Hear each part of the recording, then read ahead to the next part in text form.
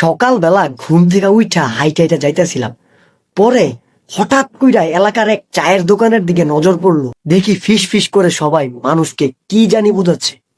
আমিও কৌতূহলের বশবর্তী হয়ে গেলাম, জিজ্ঞেস করলাম কি হয়েছে। তারা দেখি মহা খুশি। এক কাকা পাশ থেকে বিড়ি খাইতেছে আর আমার বলতেছে, ইমন, ভোটটা কিন্তু দাঁড়িপাল্লাই দিবা। পরে আমিও কাকার জিজ্ঞেস করলাম, কেন কাকা, দাঁড়িপাল্লায় ভোট দিমু কেন? পরে পাশ থেকে একটা কাকা বিড়িতে টান দিয়ে আমার কইতেছে, কেন ইমন, তুমি কি জানো না জামাতের এমপি প্রার্থী ফয়জুল হক কইছে আমরা যদি বিড়িতে সুখ টান দেও জামাতে ভোট দেই আমগো সব গুণা মাফ হয়ে যাব।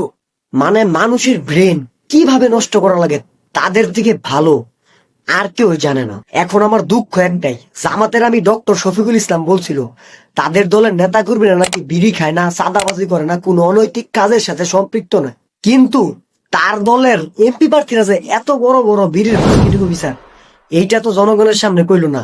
এটাই আমার সবচেয়ে বড় দুঃখ। আসসালামু আলাইকুম।